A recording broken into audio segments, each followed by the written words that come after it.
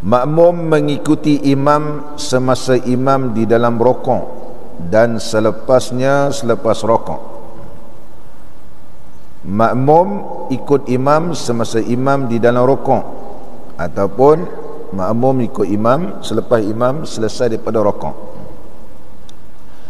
Perlukah ia membaca doa iftitah? Assalamualaikum warahmatullahi wabarakatuh. Alhamdulillahi rabbil alamin, wassalatu wassalamu ala sayyidina wa nabiyyina wa habibina Muhammadin wa ala alihi wa ashabihi ajma'in. Rabbi shrah li sadri wa yassir li amri wahlul 'uqdatam min lisani yafqahu qawli. Allahumma iftah alaina futuhal 'arifin warzuqna fahman nabiyyin wa ilhamal malaikatil muqarrabin ya hayyu ya qayyum ya rabb Musa wa Harun wa Nuhi wa Ibrahim wa Muhammadin sallallahu alaihi wasallam. Akrimna bi jawdatil hifzi wal fahmi warzuqna al hikmata wa thabata dhihni wal aqli wal hilmi wal ilmi wan najahi fid dunya wal akhirah bihaqqi sayyidina Muhammadin sallallahu alaihi wasallam ya rabbal alamin. Amma ba'd. Alhamdulillah, bersyukur kita kehadrat Allah Subhanahu wa taala kerana dapat kita sama-sama pada pagi ini meneruskan lagi pengajian kitab kita Al-Qawlu Tam fi Ahkamil Ma'mumi wal Imam, karangan Syekh Ibn Imad Al-Misri rahimahullahu ta'ala rahmatan wasi'ah. Pada pagi ini kita terus permasalahan 110. Betul Jeffrey ya? Qala al-musannif rahimahullahu ta'ala wa nafa'ana Allahu bi'ulumihi fid darain amin. Makmum mengikuti imam semasa imam di dalam rokok dan selepasnya selepas rokok. Makmum ikut imam semasa imam di dalam rokok, ataupun makmum ikut imam selepas imam selesai daripada rokok. Perlukah ia membaca doa iftitah? Contohnya dia mendapati imam dalam keadaan rokok, kemudian imam pun bangun daripada rokok sebab dia tadi takbiratul ihram tak sempat baca doa iftitah. Maka dia nak baca doa iftitah, kena baca ataupun tidak? Boleh tak seorang makmum ini bila dia takbiratul ihram dia baca doa iftitah, dia baca Fatihah, kemudian dia rokok, dah tu dapat sama-sama iktidal dengan tu imam? Boleh ke tak boleh? Apa pengarang kita sebut jika makmum mendapati imam di dalam rokok? Seorang makmum dia masbuk mendapati imam dalam keadaan rokok, dan selepas imam rokok, maka tidak sunat baginya membaca doa iftitah selepas takbiratul ihram dia. Maksudnya selepas dia takbiratul ihram tak payah nak baca doa iftitah, terus sahaja ikut imam. Imam rokok terus rokok, kalau imam iktidal terus iktidal. Dan tidak sunat juga membacanya selepas salam imamnya. Begitu juga selepas imam beri salam, nanti dia nak sempurnakan rakaat yang mana dia tak dapat tadi, adakah sunat baginya membaca doa iftitah? Sebab contohnya dia mendapati imam dalam keadaan iktidal, dia tak dapat rakaat, hanya dia dapat pahala berjemaah, tapi rakaat itu tak dapat sempurna. Nanti selepas imam memberi salam, dia nak sempurnakan rakaat yang baki. Sebelum dia baca Fatihah, sunatkah dia baca doa iftitah? Sebab tadi dia tak sempat baca doa iftitah. Maka ulama kata tidak perlu dan tidak sunat dia membaca doa iftitah kerana tempatnya sudah kerana tempat dia sudah berlalu. Kata ulama sebab kedudukan dia adalah seorang makmum. seorang makmum, dan dia kena ikut imam. Imam rokok, dia rokok lah. Imam i'tidal. Selepas imam beri salam, nanti nak sempurnakan rakaat, maka tidak perlu lagi dan tidak sunat ia membaca doa iftitah sebelum dia membaca Fatihah bagi diri dia, walaupun pada ketika itu dikirakan rakaat pertama bagi dia. Dia ikut imam tadi sebab imam i'tidal, dia pun takbiratul ihram ikut imam i'tidal, rakaat dia tak dapat. Nanti imam beri salam, dia bangun, baru dikirakan rakaat pertama bagi dia. Pandangan pertama dalam mazhab kita Al-Imam Syafi'i menyatakan bahawa dalam keadaan ini ianya tidak sunat dia membaca doa iftitah ketika dia menyempurnakan rakaat yang pertama bagi dia. Tak sunat. Walau bagaimanapun di sana ada beberapa pandangan di kalangan mazhab Imam Syafi'i, ada dalam keadaan yang lain sunat juga dia membaca doa iftitah. Apa yang disebut oleh ulama kita mazhab Imam Syafi'i yang lain daripada Syekh Ibn Imad ni, dihikayatkan daripada Al-Imam Ruyani rahimahullahu ta'ala. Al-Imam Ar-Ruyani, nama dia ialah Abdul Wahid Ibnu Ismail Ibnu Ahmad Abul Muhasin Fakhruddin Ar-Ruyani. Abdul Wahid Ibnu Ismail Ibnu Ahmad Abul Muhasin Fakhrul Islam Ar-Ruyani rahimahullah ta'ala, lahir pada tahun 415 Hijriah dan meninggal dunia pada tahun 502 Hijriah.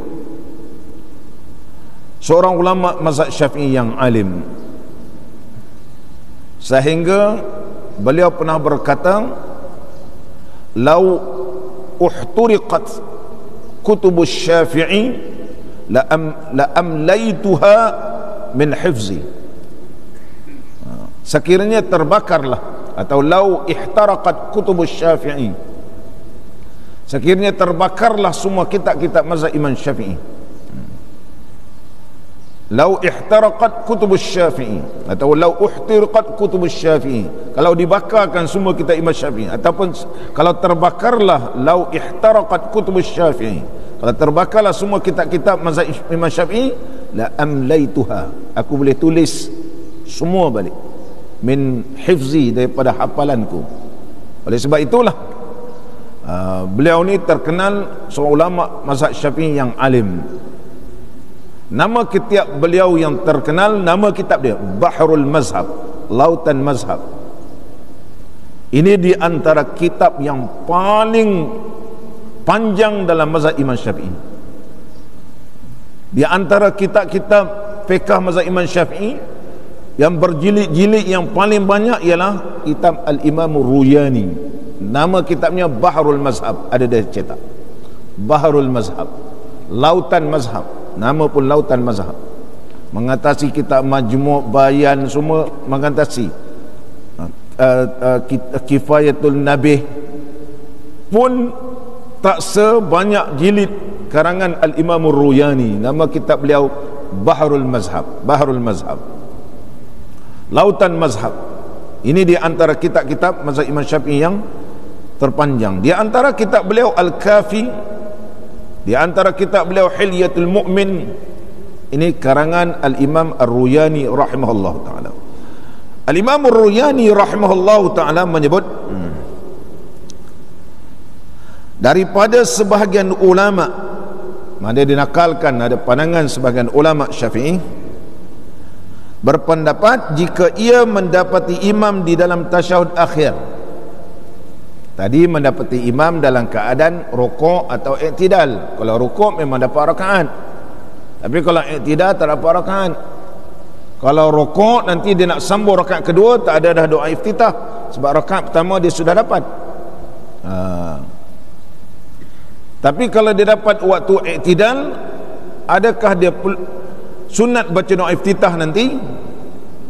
Kata ulama tak sunat, sebab dalam keadaan dia itu adalah mutabi', seorang yang tabi' mengikut imam, maka semua ditanggung oleh imam. Yang tertinggal itu ditanggung oleh imam. Nanti kita bahas ada keadaan-keadaan ditanggung oleh imam, tak perlu kita ulang balik. tak perlu kita ulang balik. Tapi sekiranya ia mendapati imam waktu tasyahud akhir, imam waktu tasyahud akhir, dan imam ni hampir-hampir nak beri salam, dia pun takbiratul ihram, Allahu akbar, makmum ni lepas takbiratul ihram, imam pun beri salam, Assalamualaikum warahmatullah, Assalamualaikum warahmatullah. Maka ketika dia takbiratul ihram dan dia berdiri, imam beri salam, sembahyang sah. Dia tak perlu turun untuk duduk tasyahud, telah kita bahaskan pada pengajian yang lepas. Maka adakah sunat baginya juga membaca doa iftitah? Apa Tok Syekh kita sebut? Jika makmum mendapati imam di dalam tasyahud akhir, itu satu keadaan, ataupun dalam keadaan yang kedua, memang dia dapat sama-sama dengan imam duduk tasyahud akhir, memang betul-betul dapat duduk tasyahud akhir. Dia takbiratul ihram, dia pun duduk tasyahud akhir sama-sama dengan imam pun beri salam, lepas imam beri salam, dia pun bangun untuk menyempurna rakaat. Adakah sunat baginya membaca doa iftitah sebelum baca Fatihah?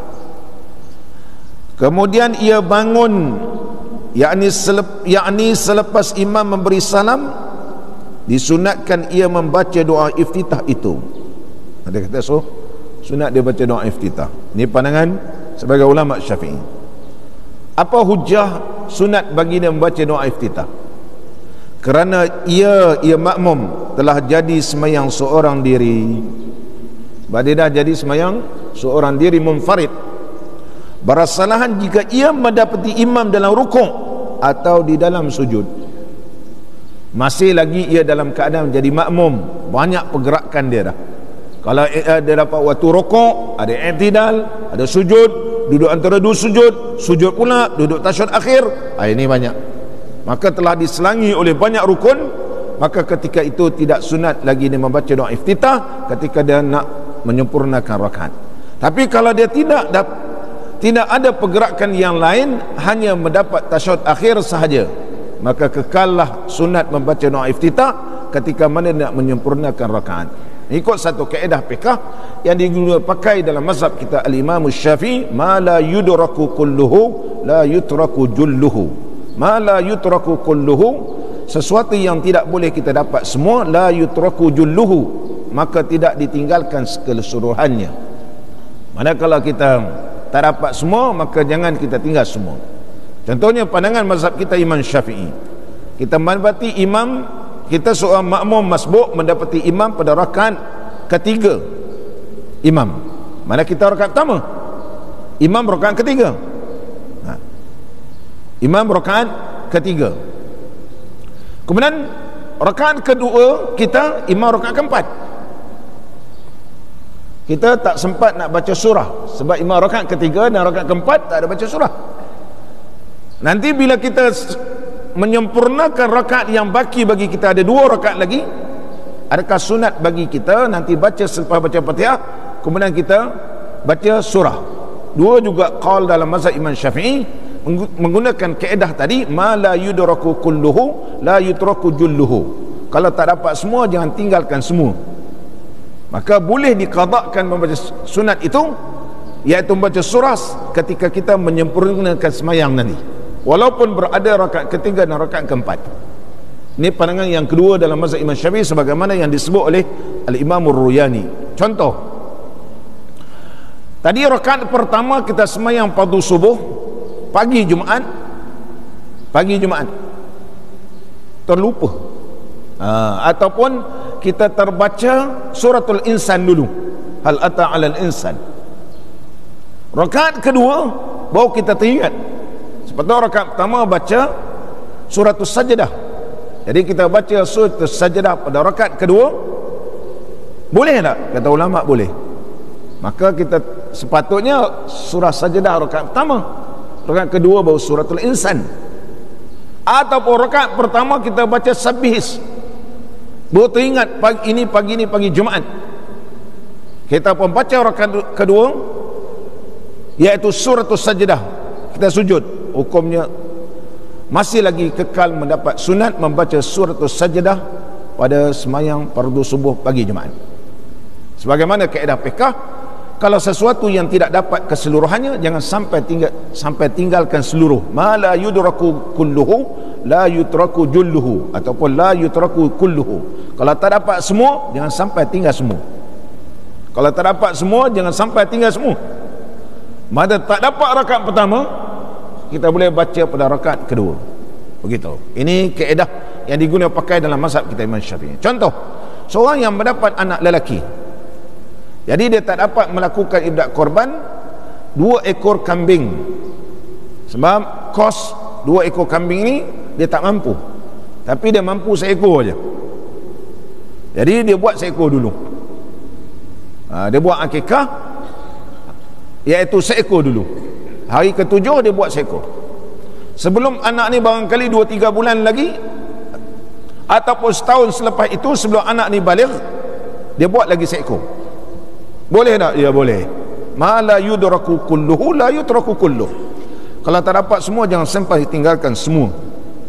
Kerana Nabi SAW telah mengakikahkan cucunya, Sayyidina Hasan dan Husain, seekor-seekor dulu. Seekor. Sayyidina Hasan seekor, Sayyidina Husain seekor. Kemudian selepas itu buat sekali seekor. Sebab kalau nak 4 ekor sekali, mungkin tidak mampu. Berdasarkan perbuatan baginda Rasulullah sallallahu alaihi wasallam. Al-Imam Al-Mawardi menyebut dalam kitab Al-Hawi Kabir, inilah kaedah yang digunakan pakai dalam mazhab kita Imam Syafi'i. Ma la yudraku kulluhu la yutraku kulluh. Kalau tak dapat semua, jangan sampai ditinggalkan semua. Begitu. Itu kaedah fiqh. Muslimin dan muslimat yang dirahmati oleh Allah Ta'ala, imam tinggal tasyahud awal atau sujud tilawah. Imam tak baca tasyahud awal, bolehkah kita makmum ni keras kepala nak baca tasyahud awal juga? Begitu. Imam tak sujud sejadah, imam baca ayat-ayat yang sujud tilawah ni, tapi imam tak sujud tilawah, bolehkah kita sebagai makmum nak sujud juga? Jika imam tinggalkan membaca tasyahud awal, imam tinggal membaca tahiyat awal, maka makmum takhalluf, mana makmum ini tak ikut, membelakangi, mana dia tak ikutlah untuk membaca tasyahud awal itu, sedangkan ia mengetahui haram hukumnya. Perbuatan itu nescaya batalah semayangnya itu. Imam tak baca tasyahud awal, makmum ni keras kepala baca juga. Dia tahu bahawa perbuatan itu haram, kerana sesungguhnya mengikut imam itu adalah wajib. Duduk tasyahud awal itu adalah sunat. Maka ada beberapa keadaan. Pertama, duduk membaca tasyahud awal, satu rukun, kan? Kemudian dia adalah duduk itu, kalau dia membelakangi, dia telah membelakangi berapa perbuatan. Sebagaimana yang telah kita baca dalam kitab kita ni, 3 perbuatan yang telah mendahului imam. Dia jangan mendahului imam 3 perbuatan. Pertama, duduk tasyahud itu sesuatu perbuatan. Kemudian membaca tasyahud, kemudian imam berdiri, dah satu perbuatan. Mengikut imam itu adalah wajib. Maka kerana ianya telah menyalahi imam sempat dah berdiri, dia duduk, perbuatan dia tu. Kemudian membaca dalam keadaan duduk, kemudian meninggalkan mengikut imam, kemudian tidak berdiri bersama imam. Justru itu kalau dia lakukan dengan sengaja, maka batallah semayang. Batallah semayang. Jadi jangan seseorang itu sengaja membaca tasyahud awal sekiranya imam tidak membaca tasyahud awal. Kalau dia baca dengan sendiri, membaca juga, maka batallah sembahyang makmum tersebut. Muslimin dan muslimat yang dirahmati oleh Allah Subhanahu wa taala. Dan jika imam meninggalkan sujud tilawah, imam tak sujud bila dia baca ayat-ayat yang sujud tilawah, dia tak sujud. Makmum di belakang kata, ini ayat ni kalau baca sunat sujud. Imam tak sujud, dia pula sujud. dan makmum mengerjakan dia, makmum sujud, nak tunjuk pandai daripada orang lain, apa hukum dia? Nescaya batal semayang dia, batal juga semayang. Batal semayang dia. Ni telah kita bahas pada pengajian yang lepas, sama juga lebih kurang hujah dan dalilnya yang kata batal. Seterusnya lagi, bersalahan jika imam meninggalkan sujud sahwi. Ini lain pula. Imam tak sujud sahwi, kita makmum nak sujud sahwi. Dia tahu imam sepatutnya sujud sahwi sebelum beri salam, tapi imam pun beri salam, Assalamualaikum warahmatullahi, Assalamualaikum warahmatullahi. Kita makmum ikut dalam keadaan imam ni sepatutnya sujud sahwi, kita pun tinggal sama-sama ikut imam. Imam tak lakukan sunat abaat, kita pun tak lakulah sunat abaat, sebab kita ikut imam dan kita beranggapan bahawa nanti imam sujud sahwi sebelum beri salam. Ternyata imam tak sujud sahwi, imam pun beri salam, Assalamualaikum warahmatullahi, Assalamualaikum warahmatullahi. Adakah kita sebagai makmum boleh sujud sahwi ataupun tidak? Ulama kata makmum boleh sujud sahwi. Sebab apa makmum boleh sujud sahwi? Apabila imam sempurna memberi salam, maka telah terputuslah hubungan makmum dengan imam. Bila imam beri salam saja sempurna, Assalamualaikum warahmatullahi, itu rukun, sempurnalah sembahyang. Adalah sunat kita tak ikut imam ni selepas imam beri salam yang kedua, Assalamualaikum warahmatullahi. Habis dah, tak ada hubungan kita dengan imam. Jadi kita sujud sahwi sebab tak ada hubungan dah. Bila tak ada hubungan imam dengan makmum dah, sebab imam dah habis beri salam, perbuatan kita itu tidak membatalkan sembahyang, sebab kedudukan kita sekarang ni bukan jadi makmum dah, kedudukan kita sudah menjadi sembahyang seorang diri. Oleh sebab itu kalau dia lakukan juga makmum ini, tidak membatalkan sembahyang, kerana kedudukan dia ketika itu bukan jadi makmum lagi, tetapi sudah menjadi seorang sembahyang seorang diri. Apa tu Syekh kita menyebut? Bersalahan jika imam meninggalkan sujud sahwi dan makmum mengerjakannya, maka tidak batal sembahyangnya. Sebab apa tak batal? Kerana qudwah ikutan itu terputus dengan sebab salam imamnya. Sebab imam dah beri salam, habislah, tak ada hubungan dah, begitu.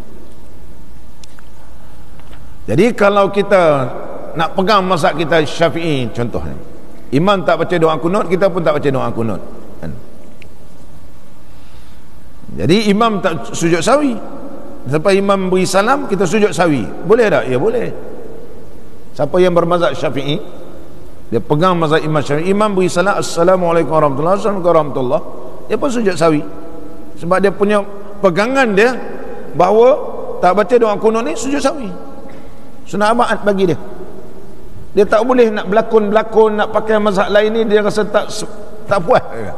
Dia kata sah, kata sah sembahyang, kita kata sah itu sujud sahwi, tu sunat je. Dia kata tak rasa sempurna sembahyang subuh tadi, dia nak juga sujud sahwi. Boleh tak sujud sahwi? Ya boleh. Batal tak sembahyang? Tak batal, sebab hubungan makmum dengan imam sudah terputus. Apabila imam memberi salam, maka tak ada hubungan, dia pun sujud sahwi, sembahyang dia adalah sah, sembahyang makmum ni sah. Boleh tak makmum ini baca doa kunut, imam tak baca doa kunut? Ini ada dalam kitab kita nanti. Qala al-musannif rahimahullah ta'ala, dan jika imam meninggalkan duduk istirahat, sunat duduk istirahat selepas sujud yang kedua, nak bangun rakaat, ada nama dia sujud rehat-rehat, nama dia sujud istirahat. Tempoh yang begitu singkat, kadar subhanallah gitu, duduk istirahat. Dan tu kita bila nak bangun, tangan ini bertelekan ke bumi seperti orang tua. Mana macam orang tua nak bangun, kita tekan tangan ni naik pelan-pelan gitu. Sama ada tangan ini tekan ke bumi ataupun kita tak tekan ke bumi pun, Orang muda kuat lagi, tangannya di atas lutut pun tak apa. Tapi yang paling baik iaitu bertelekan ke bumi seolah-olah macam orang tua, kal ajus. Tapi ada ulama dia silap faham, sebenarnya dalam hadis itu kal ajus. Kal ajus, ain jim ya zai, seperti orang tua, perempuan yang sudah tua, ajus. Perempuan yang sudah tua kalau nak bangun ialah kita tekan. Tapi kena zai itu ditarik terlampau panjang sampai ke dalam, menjadikan seperti huruf nun, kal ajin. Silap ke? Dia berubah huruf, berubah makna. Maka ada ulama yang tidak berhati-hati membaca iaitu kal ajin, seperti menguli tepung, seperti orang yang menguli tepung. Maka dia bangun daripada sujud, dia genggam tangan dia, genggam seperti menguli tepung.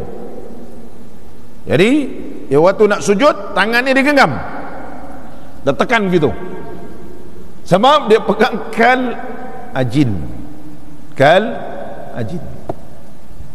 Al-Imam Nawawi rahimahullah ta'ala telah memperbetulkan kesalahan ini, menyebut dalam kitab beliau Khulasatul Ahkam. Nama kitab ni asalnya manuskrip, kemudian Profesor Dr. Omar Hashim hafizahullah ta'ala, seorang ulama yang alim, ulama hadis, al-muhaddis di Mesir. Profesor Dr. Omar Hashim masih hidup lagi,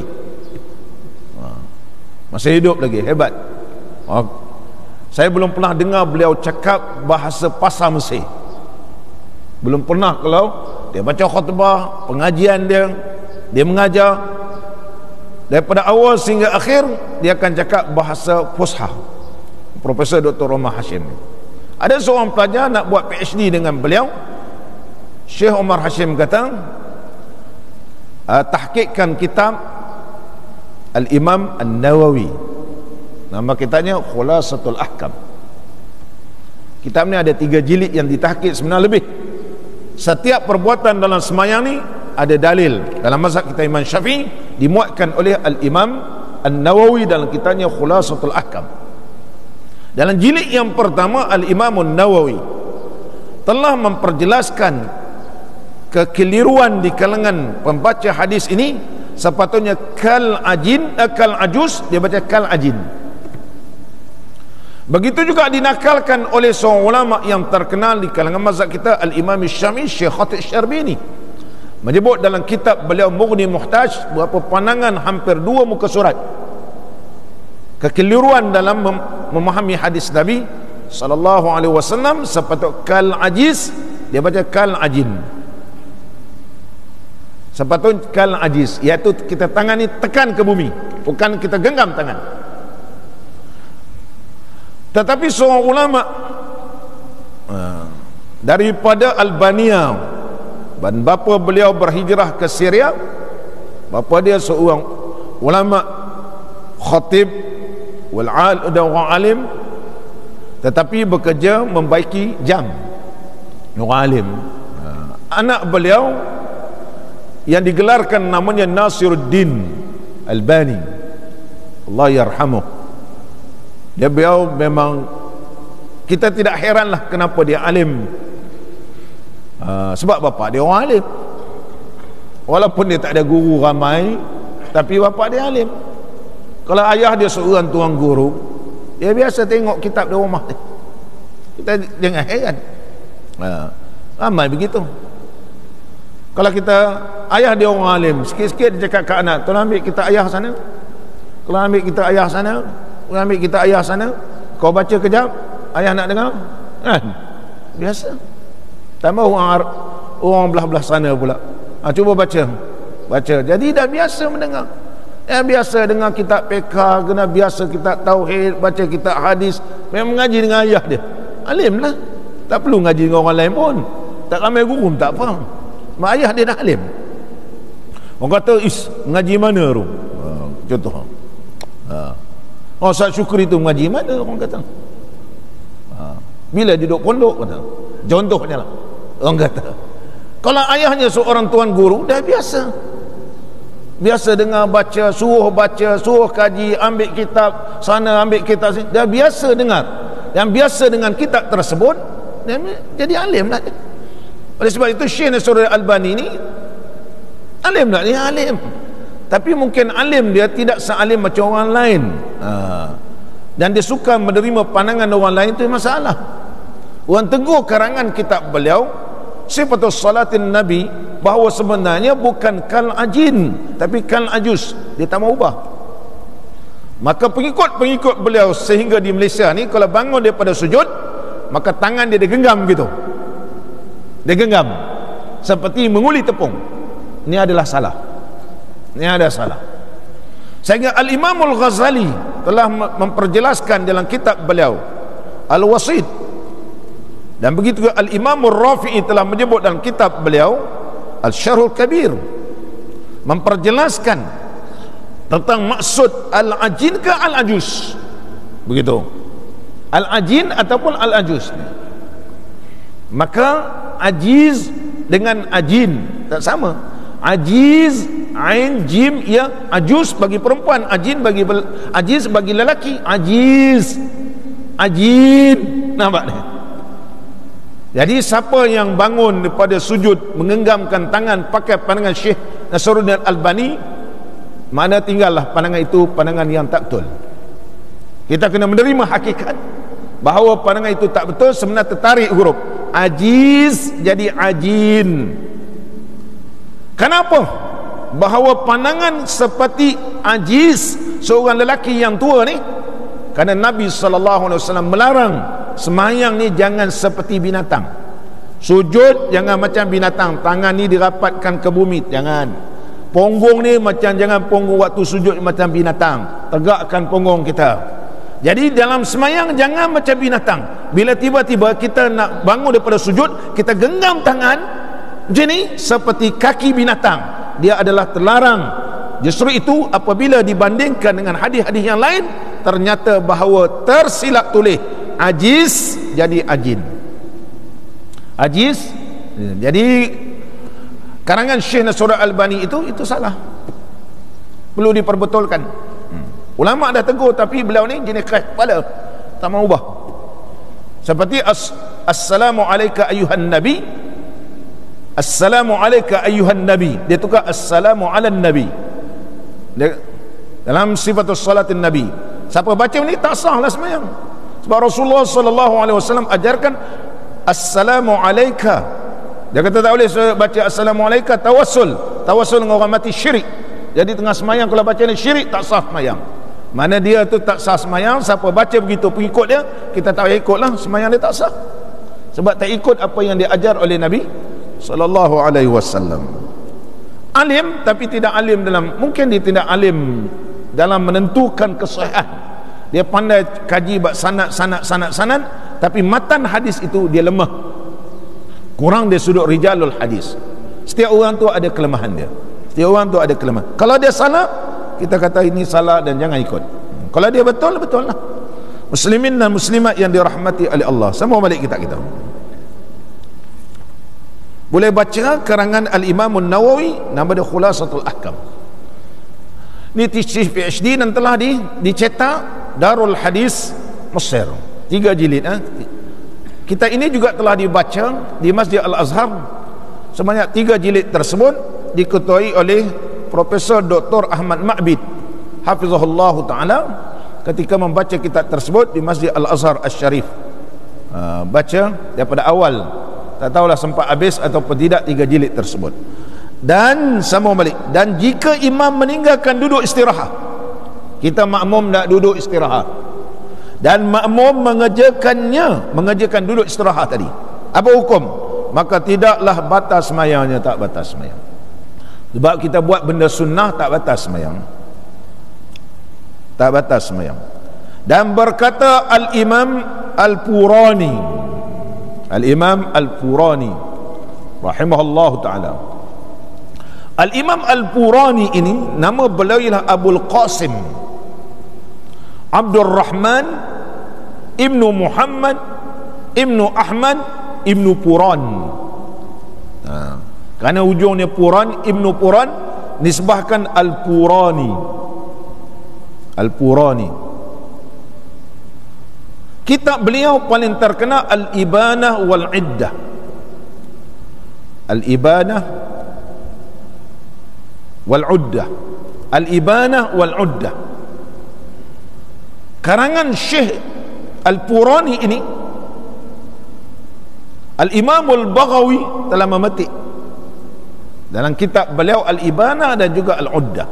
Mana hebatlah Al-Imam Al-Purani rahimahullah ta'ala meninggal dunia pada tahun 461 Hijriah.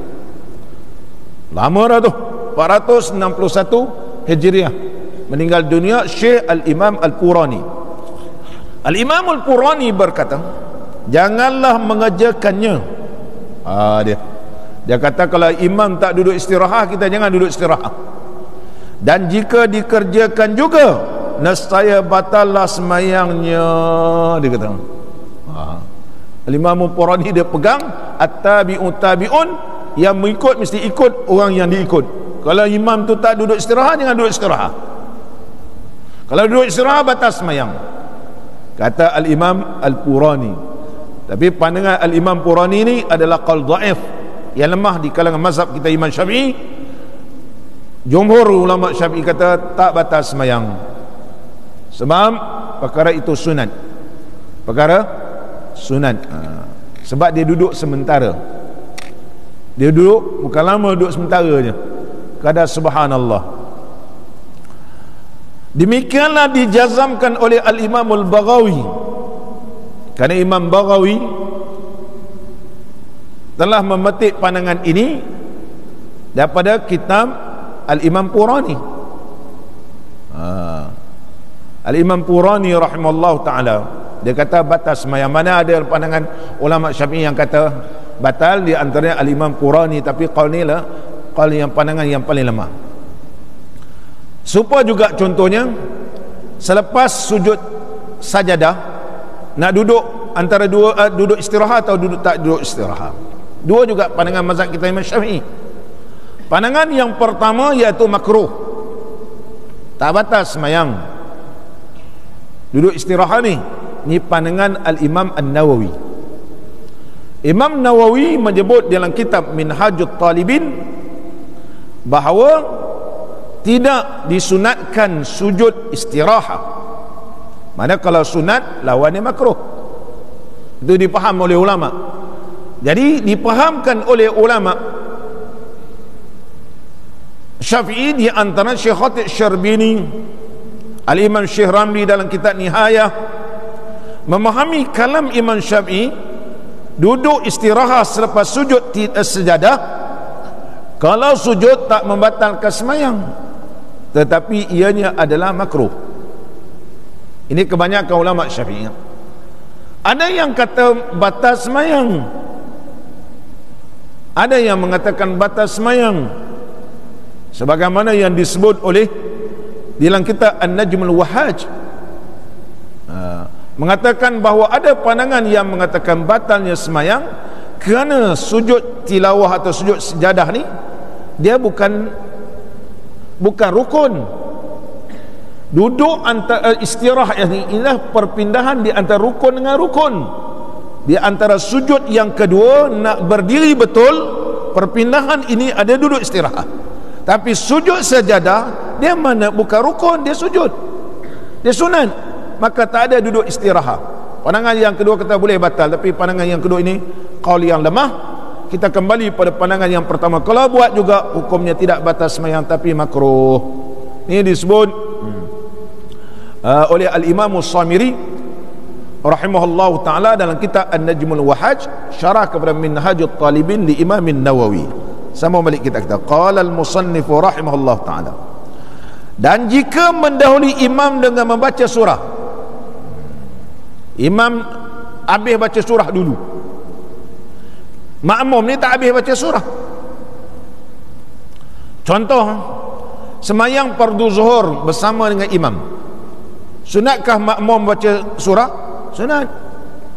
Tapi lebih kurang 60% penduduk Malaysia ni yang beragama Islam, kalau semayang berjemaah, semayang fardu zuhur ataupun asar, rakaat pertama dengan rakaat kedua ni, rata-rata makmum tak baca surah.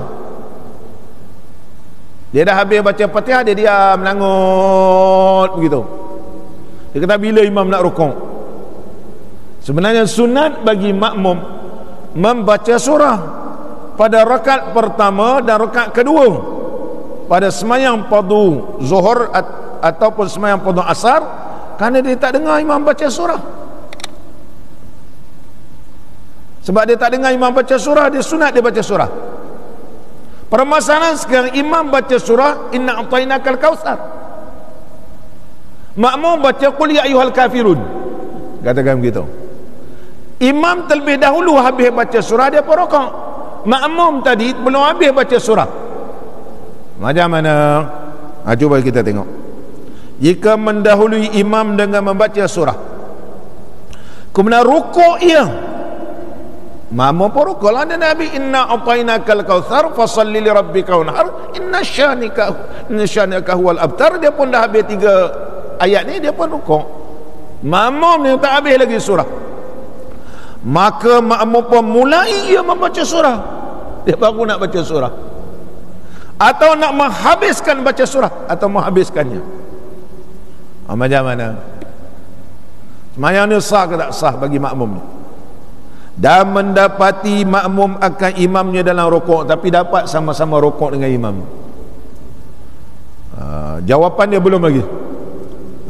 Dan berkata Syekh Abu Hamid, berkata Syekh Abu Muhammad, berkata Syekh Abu Muhammad rahimahullahu ta'ala,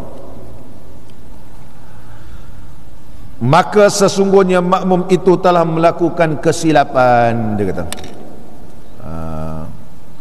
Syekh Abu Muhammad menyatakan bahawa sesungguhnya perbuatan Syekh Abu Muhammad Al-Juwaini, nama dia Syekh Abu Muhammad, ialah kalau disebut dalam kitab fiqh Syekh Abu Muhammad, ya Syekh Abu Muhammad Al-Juwaini, Al-Imam Al-Haramain Abdul Malik Al-Juwaini.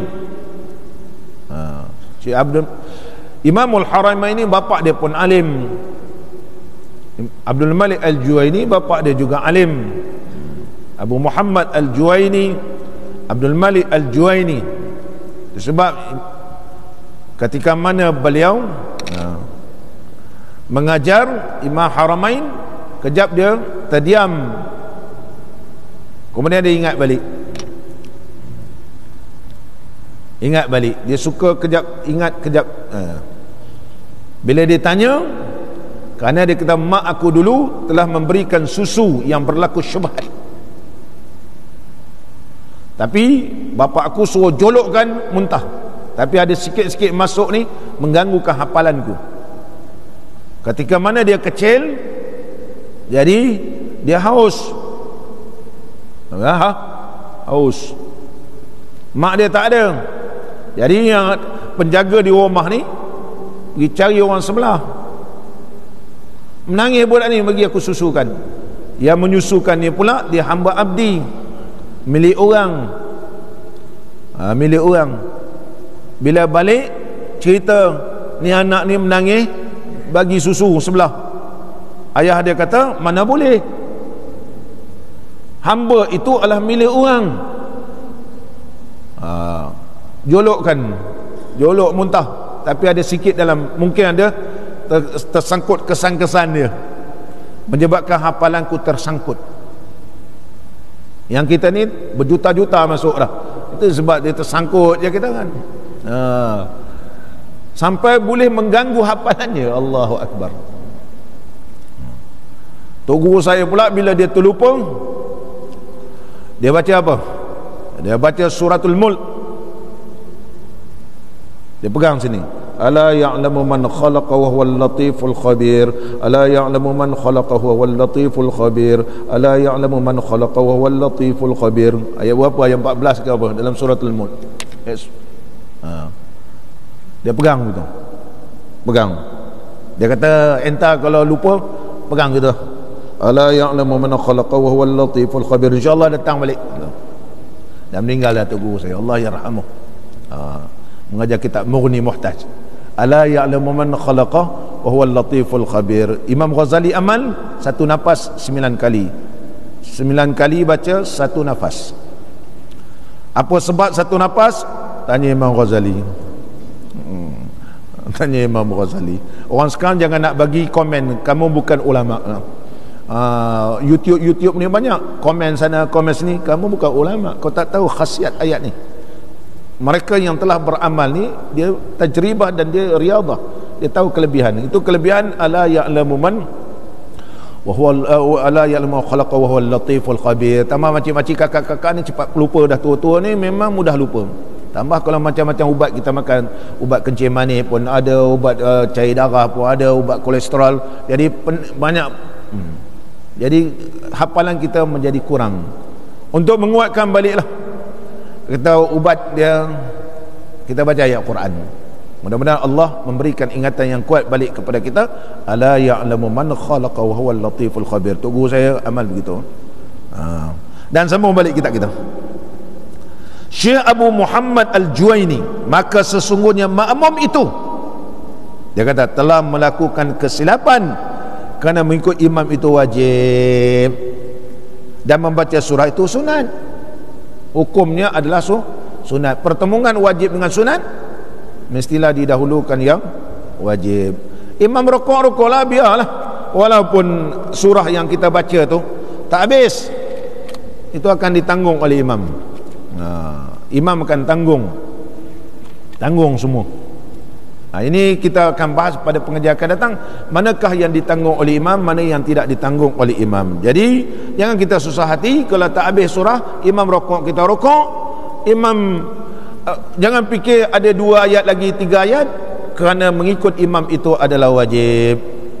Sebagaimana sabda Nabi SAW, ju'ilal imamu liyu'tamma bihi, imam itu dijadikan ikutan kepada kamu. Imam rokok maka kita rokok, imam i'tidal maka kita i'tidal. Mudah-mudahan Allah memberkati pertemuan kita semua. Allahumma salli ala Muhammad, ya Rabbi salli alaihi wasallim. Allahumma salli ala Muhammad, ya Rabbi salli alaihi wasallim. In qila zurtum bima raja'tum, ya akramal khalqi ma naqulu. Allahumma salli ala Muhammad, ya Rabbi salli alaihi wasallim. Allahumma salli ala Muhammad, ya Rabbi salli alaihi wasallim. Qulu raja'na bikulli khairin wajtama'a al-far'u wal-usulu. Allahumma salli ala Muhammad, ya Rabbi salli alaihi wasallim. Allahumma salli ala Muhammad, ya Rabbi salli alaihi wasallim. Laulaka ya zinatal wujudi ma taba aishi wala wujudi. Allahumma salli ala Muhammad, ya Rabbi salli alaihi wasallim.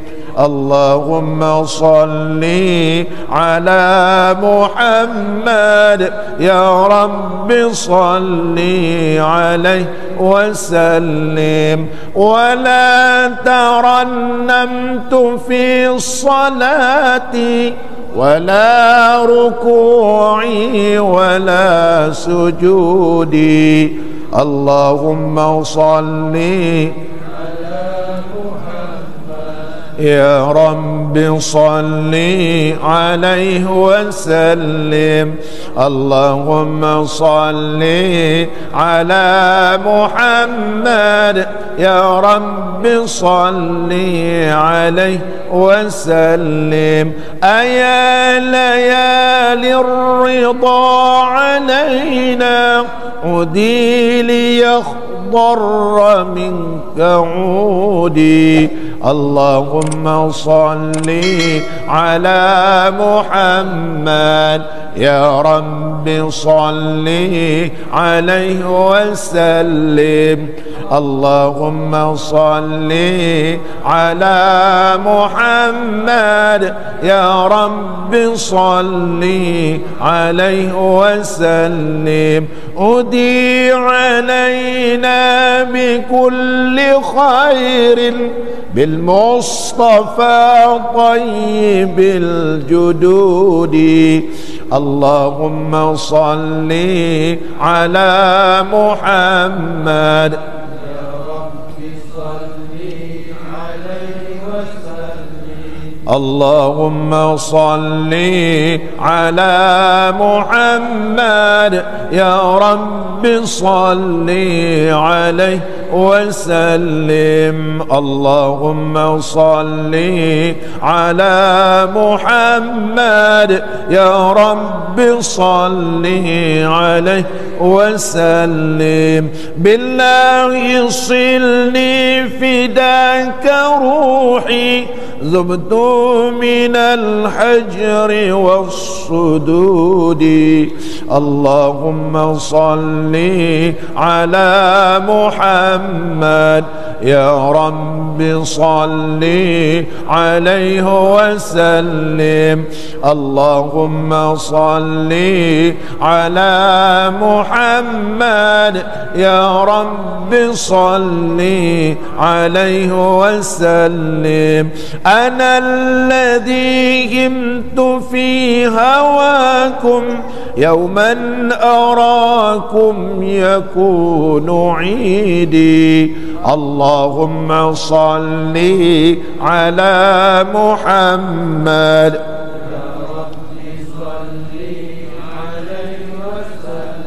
اللهم صل على محمد يا رب صل عليه وسلم. ثم الصلاة على نبينا وآله الركع السجود. اللهم صل على محمد يا رب صل عليه وسلم. الفاتحة.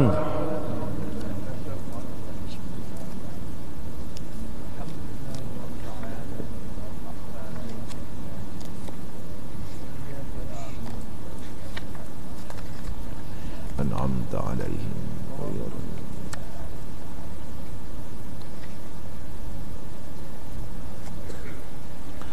بسم الله الرحمن الرحيم. الحمد لله رب العالمين حمدا يوافي نعمه ويكافئ مزيده.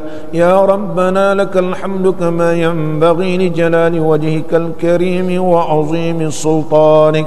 اللهم صل على سيدنا محمد صلاة تبلغنا بها العمرة وحج بيتك الحرام وزيارة حبيبك ونبيك سيدنا محمد عليه أفضل الصلاة والتسليم في صحة وعافية وسلامة ولطف وبلوغ المرام.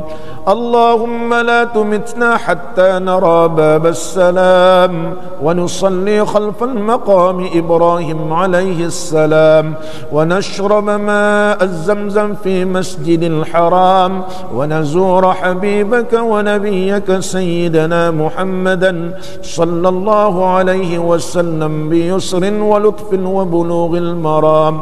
اللهم حببنا في صلاة الجماعة وذكرنا بالموت كل ساعة واحشرنا مع النبي المصطفى صاحب الشفاعة. اللهم اجعل اجتماعنا بالرحمة وافتراقنا بالمغفرة وخاتمتنا بالسعادة وألهمنا الرشد والحكمة. اللهم إنا نعوذ بك من الموت وكربته والقبر وغمته والصراط وزلته ويوم القيامة وروعته. ربنا آتنا في الدنيا حسنة وفي الآخرة حسنة وقنا عذاب النار. وصلى الله على نبينا وحبيبنا وشفيعنا سيدنا محمد وعلى آله وصحبه وبارك وسلم والحمد لله رب العالمين. InsyaAllah malam ni di Seroduyung